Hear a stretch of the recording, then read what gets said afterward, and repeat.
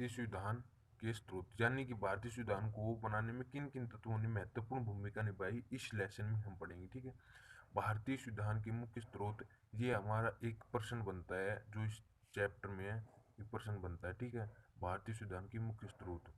तो भारतीय संविधान के मुख्य स्रोतों को दो श्रेणियों में बांटा गया है, एक तो जन्म संबंधी स्रोत, ठीक है, और दूसरा है हमारा विकास संबंधी स्रोत। ठीक है, ये मुख्य दो श्रेणियों में बांटा गया। ये वे स्रोत हैं, जन्म संबंधी स्रोतों को आंतरिक स्रोत भी कहा जाता है। ये वे स्रोत हैं जिनसे हमारे संविधान के निर्माताओं ने बहुत से कानून, यानी कि 250 395 में से 250 कानून, ठीक है, सिद्धांतों को ग्रहण किया। और ये स्रोत भारत संविधान के निर्माण से पहले ही मौजूद थे, यानी कि 1935 भारत सरकार अधिनियम, भारत सरकार एक्ट लिख देता हूँ मैं, ठीक है, अधिनियम में ही पहले से ही मौजूद थे, और जो हमारे नए कानून में भी, संविधान में भी अपनाया गया। ठीक है, विकास संबंधी स्रोत, ये वे स्रोत हैं जिनका अन्य देशों के संविधानों कानूनों से लिए गए हैं और ये पहले से मौजूद नहीं थे। यानी कि हमने भी बहुत से देशों से नए सिद्धांतों को, कानूनों को, नियमों को, बहुत से अच्छे अच्छे कानूनों को हमारे संविधान में लिया गया। ठीक है, अब हम बात कर लेते हैं जन्म संबंधी स्रोत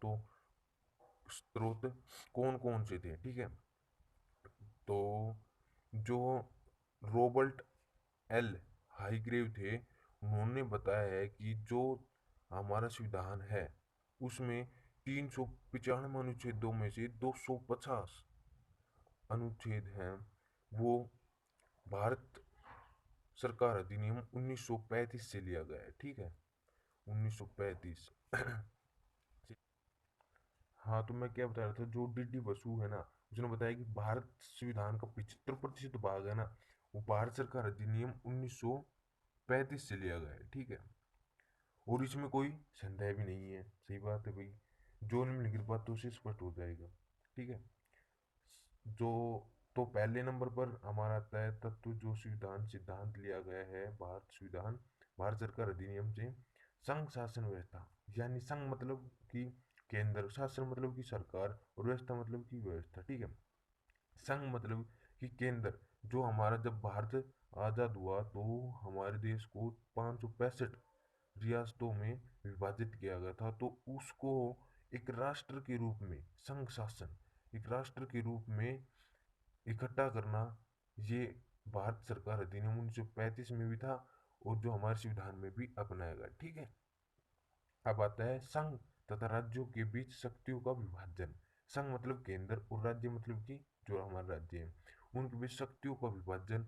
तो वही होना ही है कि भाई सारे काम तो केंद्र कर नहीं सकता और राज्य भी सारे काम नहीं कर सकता, तो ये विभाजित शक्तियों का विभाजन कर दिया गया। ठीक है, तो उसमें आती है हमारी संघ सूची आती है और संवर्ती सूची आती है, तो इसके तहत, ठीक है, और राज्य की राज्य की अपेक्षा केंद्र सरकार को अधिक शक्तिशाली बनाना। ठीक है, राज्य की अपेक्षा केंद्र सरकार को अधिक शक्तिशाली बनाना, ये भारत सरकार अधिनियम 1935 में भी था और भारत संविधान में भी अपनाया गया। ठीक है, द्विसदनीय विधानमंडल व्यवस्था, यानी कि दो सदन, लोकसभा और राज्यसभा। ठीक है, जो भारत सरकार अधिनियम 1935 में भी थी और अब हमारे संविधान में भी है।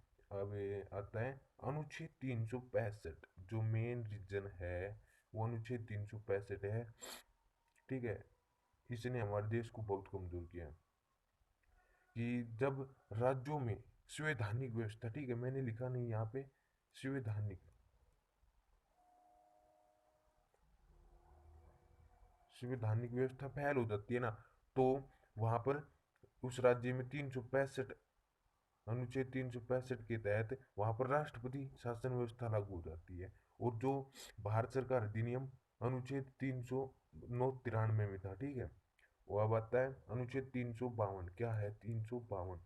ये इसका मतलब है कि जब राज्य में संकटकालीन शक्तियाँ, मतलब कि ये इसको बोलते हैं अनुच्छेद 352 को संकटकालीन शक्तियाँ के में आता है। तो जब राज्य में संकट या मतलब युद्ध की स्थिति उत्पन्न हो जाती है तो वहाँ पर राज्य शक्ति हटाकर वहाँ पर राष्ट्रपति शासन लागू हो जाता है, ठीक है। और ये अनुच्छेद 310 अनुच्छेद 10 में था भारत सरकार अधिनियम में, ठीक है।